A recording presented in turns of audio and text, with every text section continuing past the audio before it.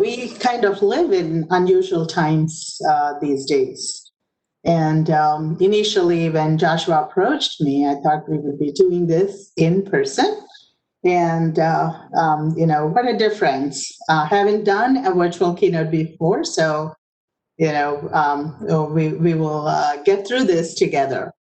And as I was preparing for this truly gave me a great appreciation for all the teachers and folks who are putting this together, especially the engineering leaders of tomorrow, the leadership team here that has pulled this together.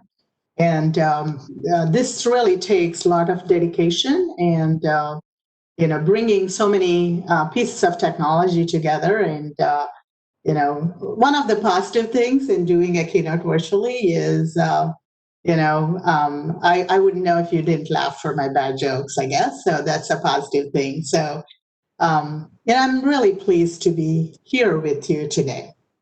And some of the things that I would like to share with you is my growth as a leader and what are some things I took to heart and how do I measure myself as a leader. So I kind of look at three pillars when I look at my leadership. One is the technical pillar, the other one is the leadership pillar, and the third one is the giving back pillar. And many times, generosity is one of the attributes of a leader. And the reason I'd like to look at this pillar of giving back is it is very powerful and it creates an impact beyond measure. And an example of that is just yesterday I was talking to one of my mentors, and he said, hey, turn it around and pay it forward. And I just received a text message from one of the students who was a graduate from our technology center in May. And he actually got into a full-time role at John Deere in Dubuque Works. And he sent me a text message, and my message back to him is, and he said, thank you for what you've done. And, I'm really enjoying my role and moving forward. I really owe this career. I don't look at it that way. He worked very hard. He built his technical pillar and some of the leadership skills, just like you are doing by attending the conference today. And my response back to him is that he has a keen eye for technology, and many things that he has done is what really equipped me to get him that role. So he has built the technical pieces, the leadership skills, and coming to the giving back, my message back to him is paying it forward. Because my mentor had mentored me and equipped me, I was able to turn around and do that. So I actually measure that pillar as well, though it is part of the leadership pillar itself. And, I want you all to close your eyes and picture it, right? And I was the only female out of a class of 63 as I was going through my mechanical engineering. And when imagine yourself being the only person like that in the room.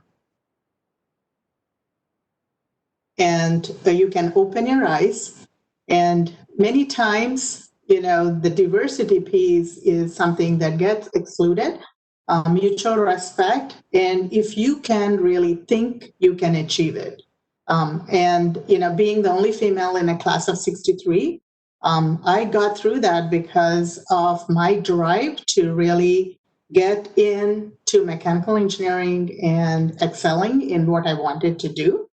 And I set my mind to it, and I had some very achievable lofty goals for myself. And then I also had a lot of my classmates who were allies. And I also want you to think about what your circle looks like.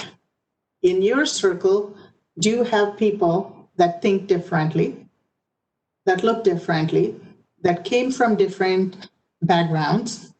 And, are you embracing that diversity And I owe my career back to many of my mentors, the teachers, my friends that really walked along this journey with me. And they say that it takes a village to raise a child. I always shared this that it took me more than a village, people from different countries and continents. And, having that growth mindset is another piece of it. We talked about picturing it, you can achieve whatever you can set your heart to. And going back to that, many times, I was very much discouraged to going into engineering, and I didn't heed those naysayers. It only helped me to be that much stronger in achieving my goals. And as we think about these pillars again, the thing that comes to my mind is, there are so many things that, we could be good at, but really prioritizing what we need to do. And once you prioritize them, being disciplined in achieving those goals. And getting to the end game is usually a marathon, it's not a 100-meter dash. And persevering through that and making sure that you have those big goals that are sized up into smaller chunks that you can achieve. Going back, sometimes when you see the end, you kind of feel like, hey, that's a lofty goal. But if you size it into smaller pieces and persevere through it, handle it like a marathon where you are keeping your stamina and achieving those milestones, whether it's the first mile, second mile, third mile, and so on. That's very important.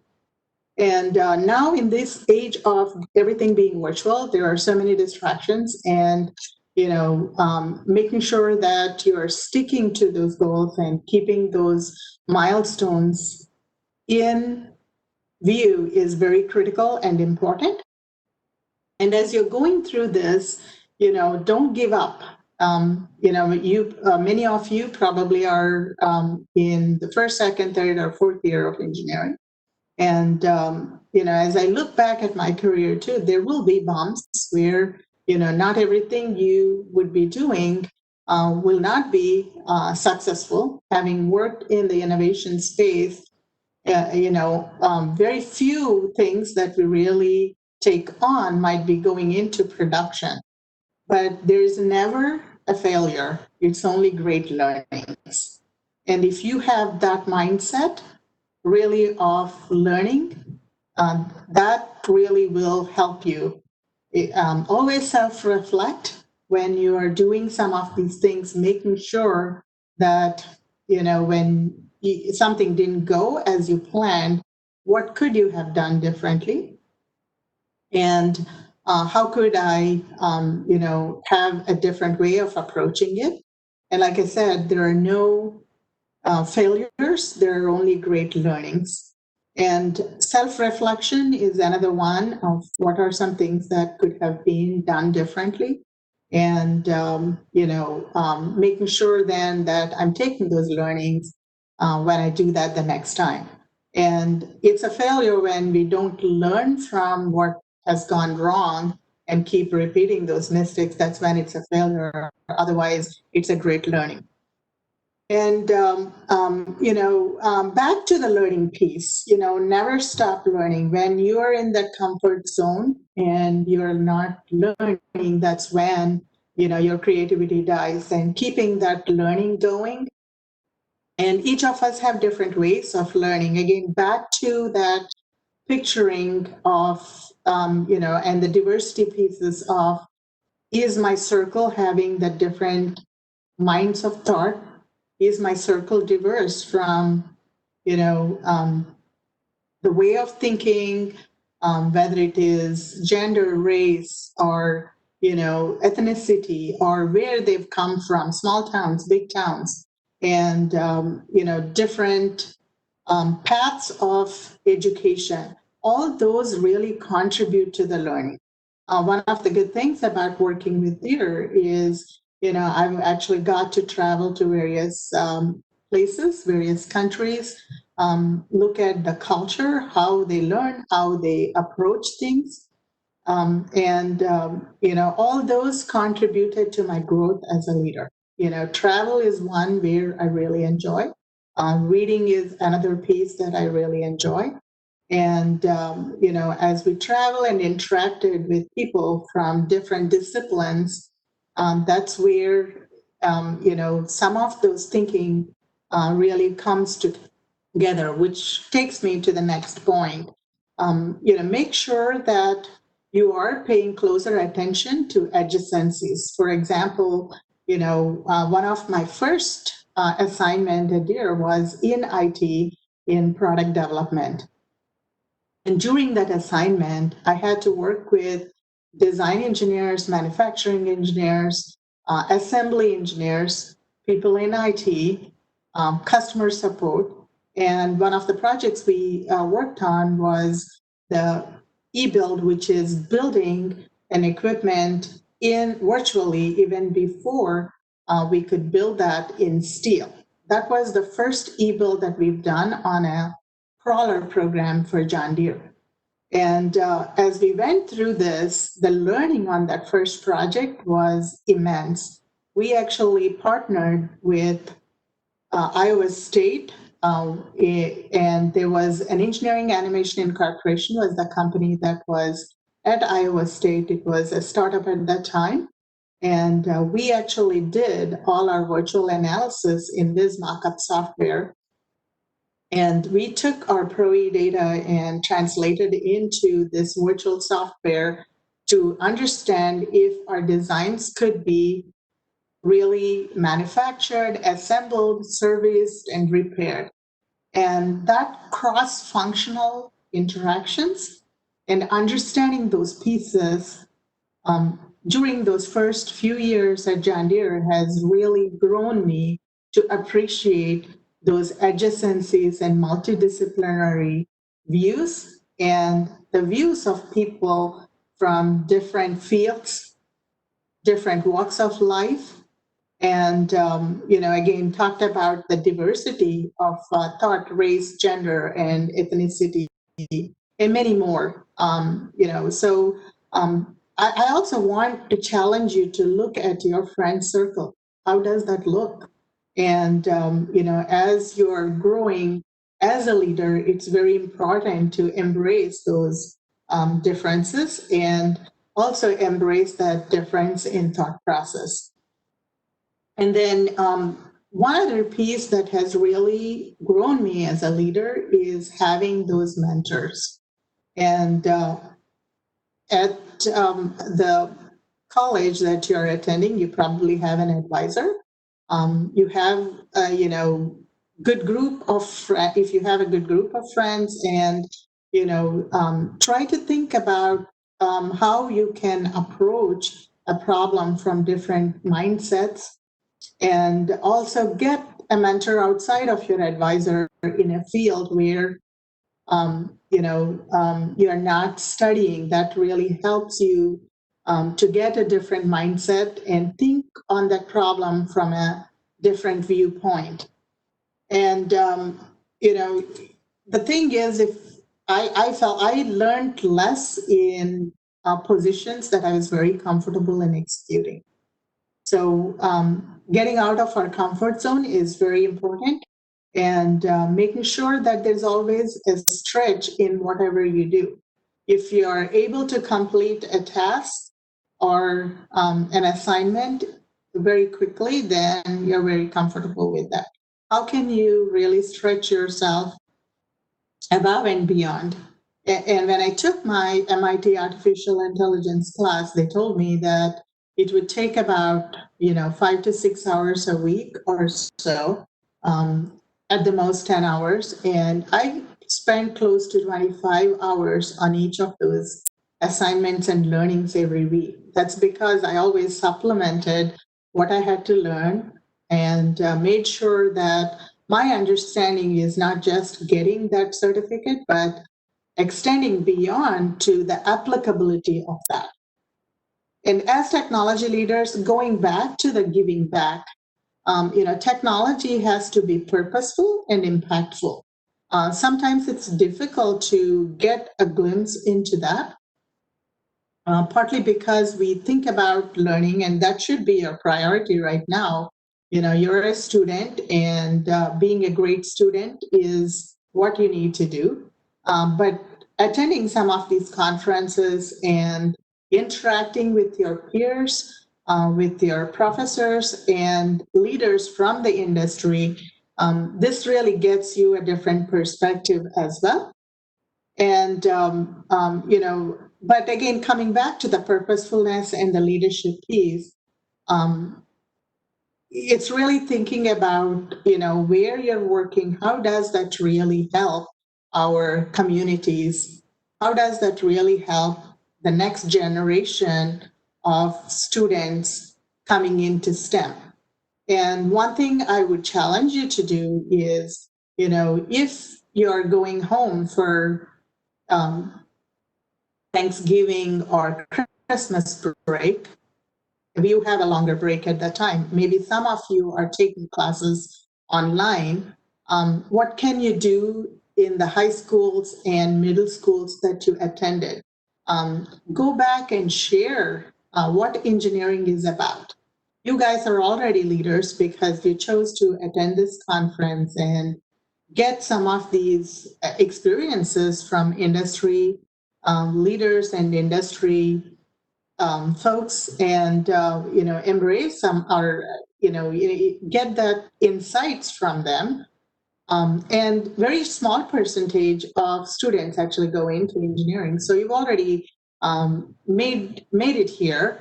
And how can you take that back to schools and encourage and inspire our next generation of kids to be in STEM or STEAM for that matter?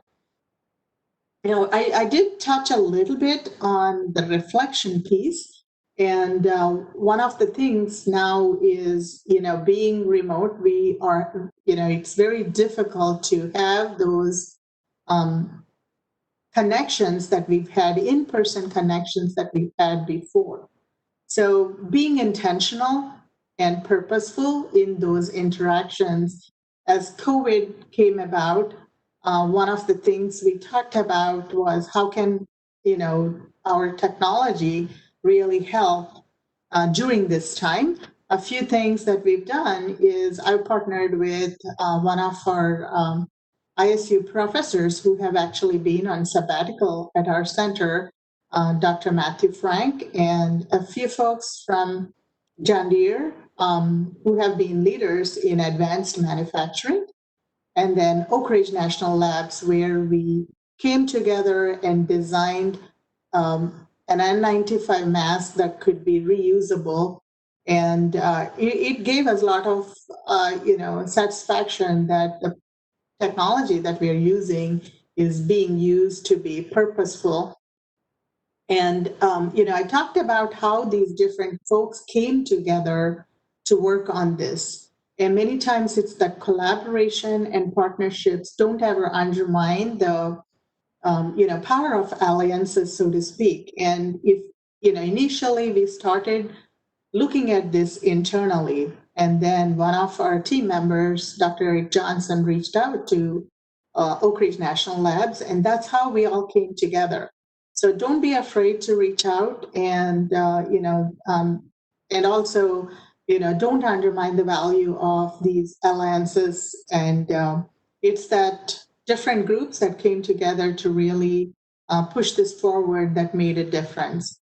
The other example I would give, even with the COVID, is the making of the face shields. And University of Wisconsin came up with the Badger Shield, and we manufactured multiple of those, and we donated 2,000 of those shields to Iowa State University, and 500 to McFarland Clinic, and 500 more to Mary Greenlee Center.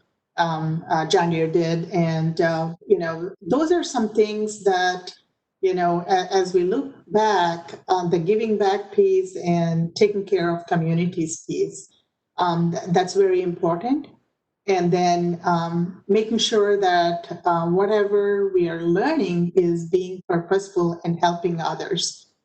The other piece, I talked about reflection.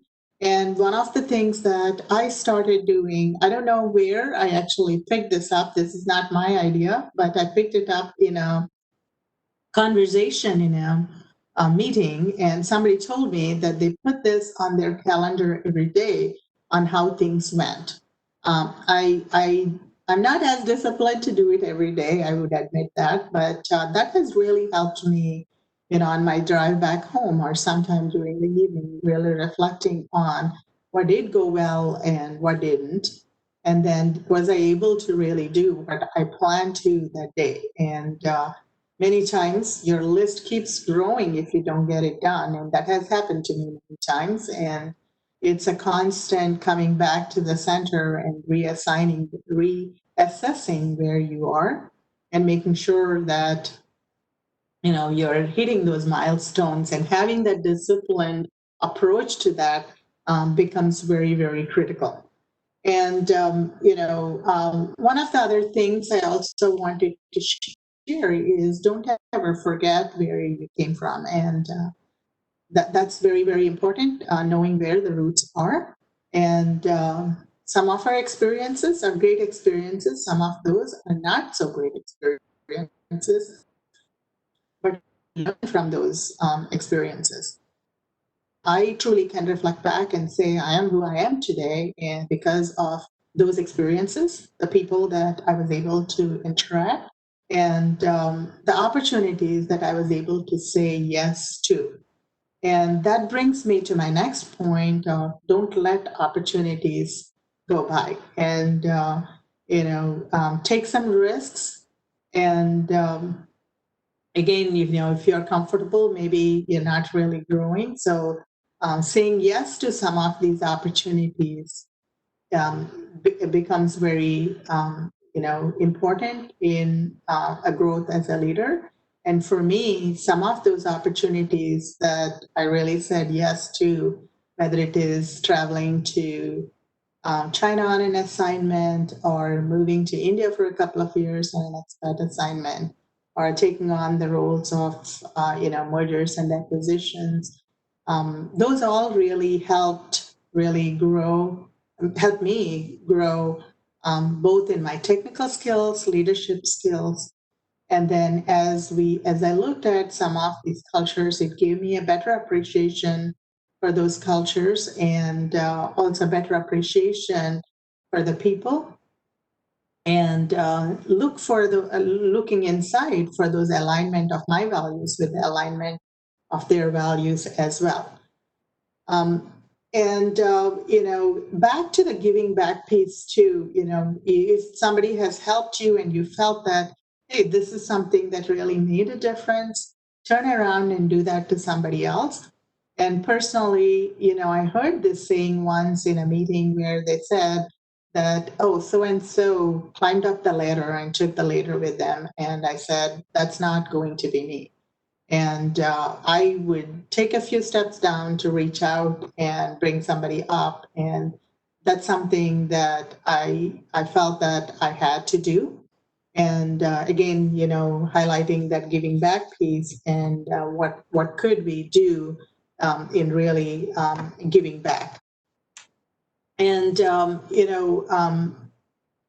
as we look at the current situation that we are in, there are so many things that are going on in the world, and I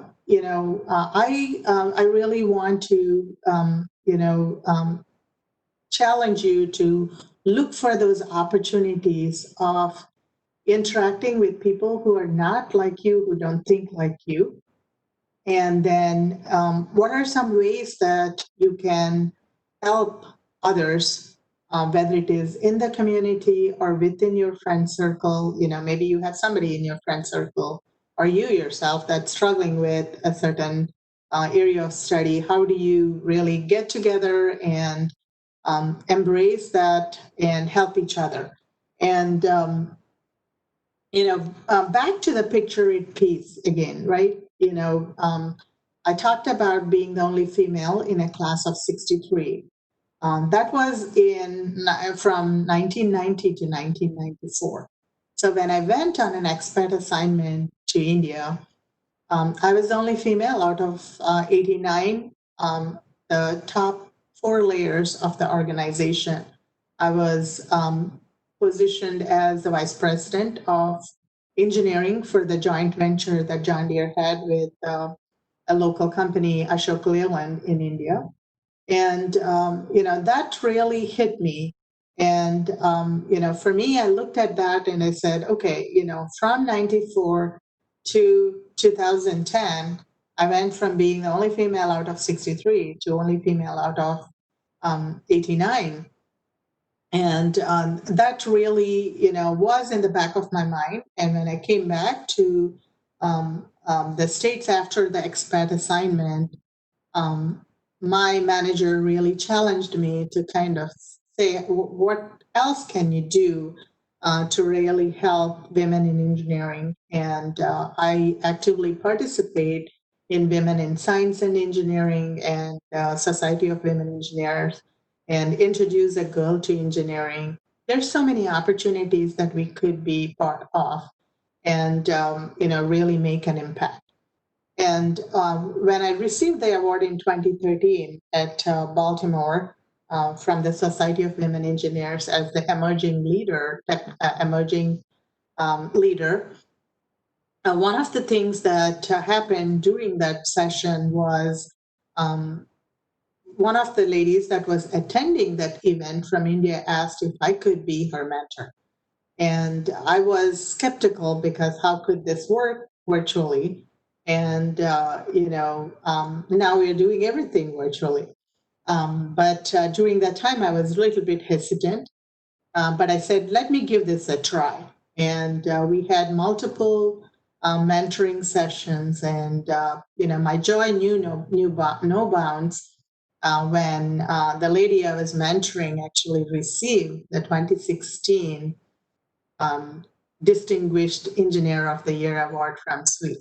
So for me, there are so many points that way that where you can make an impact, and it's getting out of your comfort zone and jumping in and giving back does create a bigger impact and a sustainable impact um, for generations to come. And then going back to the part about perseverance, the other piece is performance too. How do you really do the best job you can and give the most to the task at hand? Um, I'm pretty sure many of you who are attending this event, actually all of you who are attending this event, are good at multiple things, and making sure that whatever we pick, we are giving the most to it and really performing at the task at hand becomes very important and critical. And being present, that's one thing that I have to do very intentionally now. So one of the things that I've actually started doing is before when I wake up, my first thing is checking my messages and checking my emails. And now, for the first 15 minutes at least, that's the minimum, that I don't touch my phone or look at my messages and look at the email. And that has tremendously helped me in framing my mindset for the day. Really being present and having a mindset that is clear and understanding what needs to be done during the day.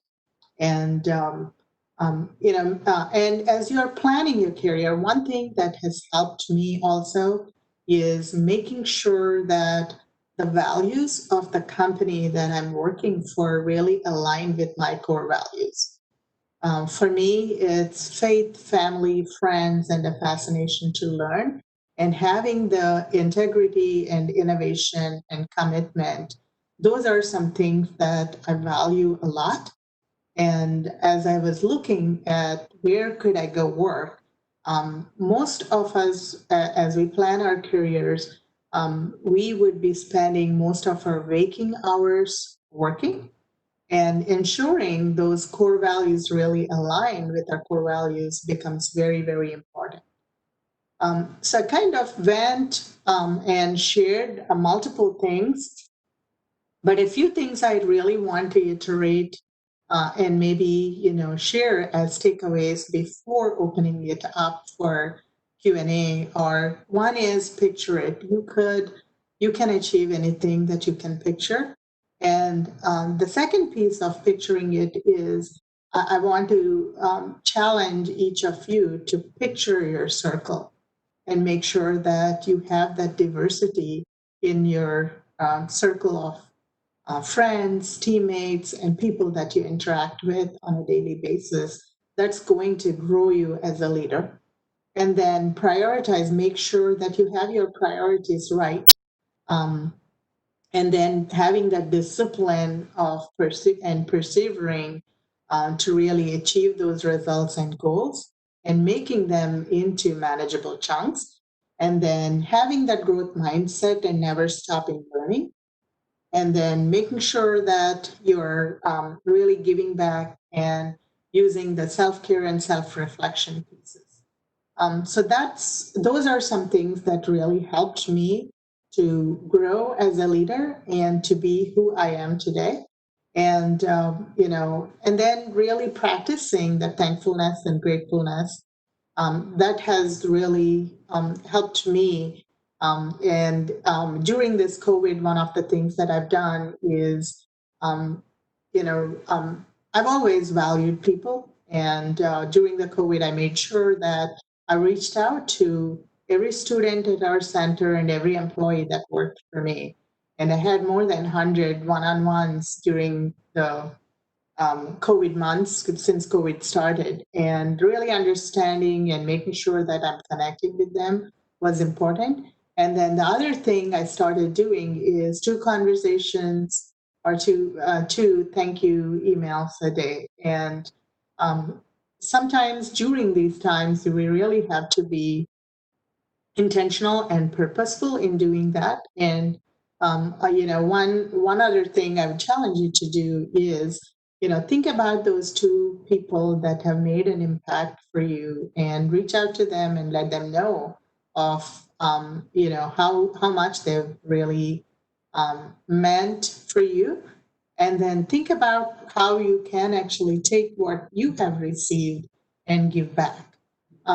That's a quick sum up for today, and I hope that you were able to take a few of these things that I have experienced and shared, and I hope you take those and reflect on. And I know each of you has a very bright future, and I thank the committee for having me today and for being able to share a little bit of my journey with you. And I'll open it up for any questions that you might have. And if anyone has any questions, make sure to type it into the Q&A section on the bottom right of the window. We don't have the video or audio working, I don't believe, for attendees.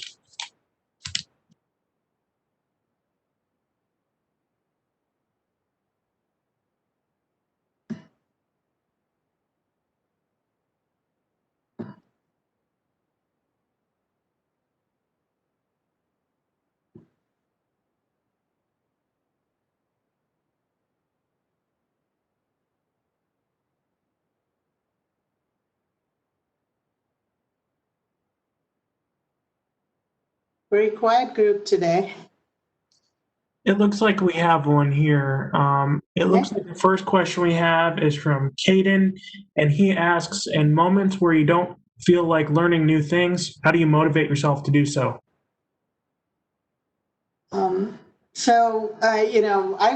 actually had those moments, right, where you just say, hey, then what I have done is I went back and said, why is this, playing in now? And usually it's something else, whether, maybe I took on way too much that I'm overwhelmed, or, maybe I put something away so long that, tasks have piled up.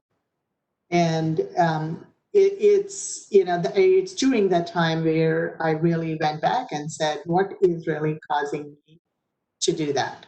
And sometimes when you're going into a new role and stuff, you're still learning. Maybe it doesn't feel like it's something new, but it's still there. And one other thing I started doing was just taking those walks and having those moments of a 5-minute meditation or practicing deep breathing. And I've also tried yoga a few times, and I still go back to that. Each of us have to find that space and take a self-reflect and take an entry of what is causing us to not try new things. Is it that we are afraid or we don't have time? And if we don't have time, how do we free up? And sometimes, trying something new doesn't have to be that you are, taking a new class or doing it over a long period of time. Sometimes it could be that, and I've tried this too, and, it could be just that you take a few moments to paint something or just write a short poem or something.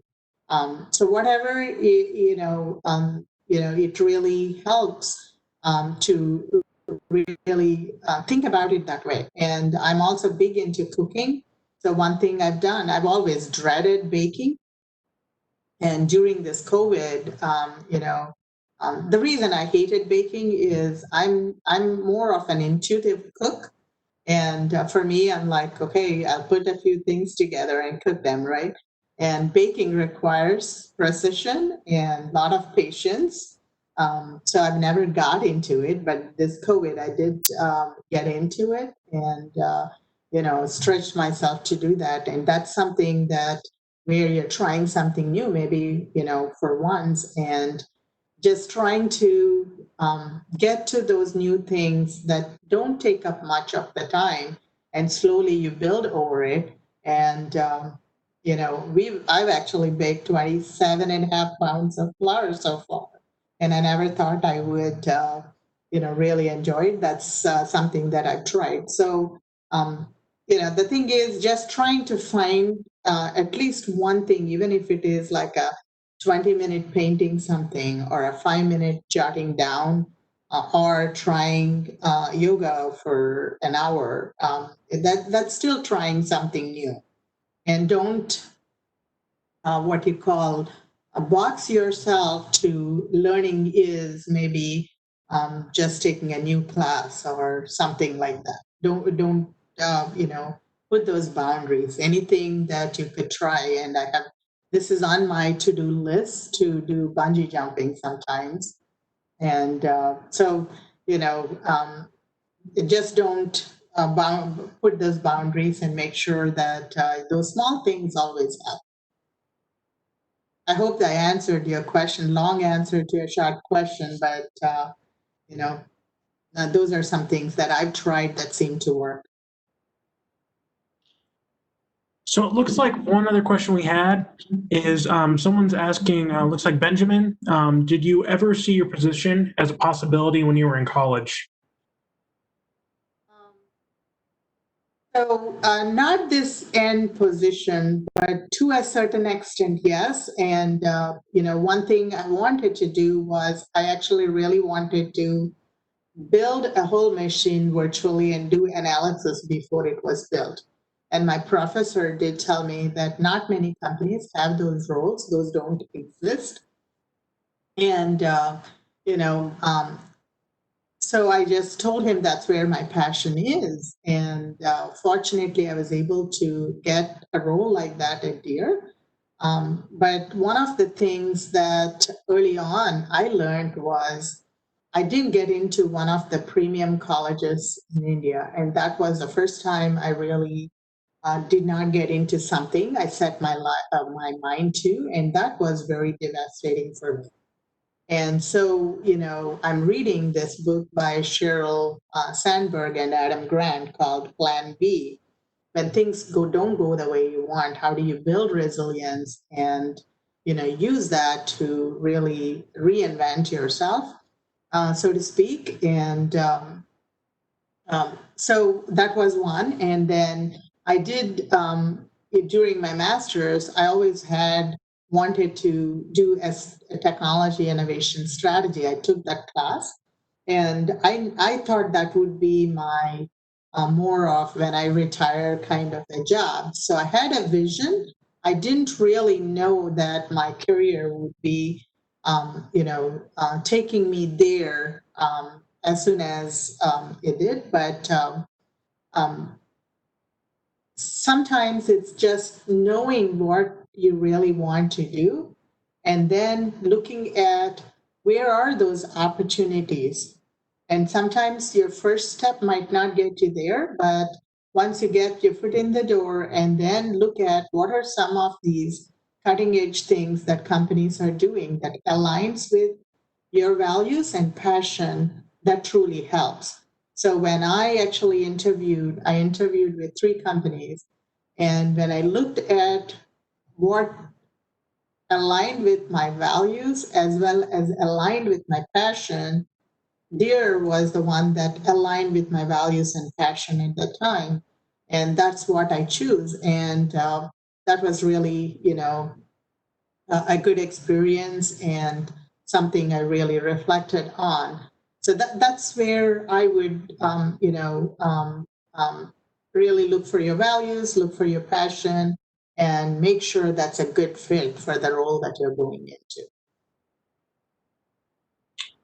All right, Pushpa, we have about 2 minutes just so we can get them to their sessions. There's a few other questions here. If you could maybe just get kind of a short answer to them just so it's kind of answered, Okay. that'd be great. So another one we have here is someone's wondering what your favorite book you've read this year is. Yeah, the favorite book I read this year is Hit Refresh by Satya Nadella. He is the CEO for Microsoft. And he has a child who has special needs, and he has really focused on how he can give back and some of the gaming consoles that they're doing for disabled kids.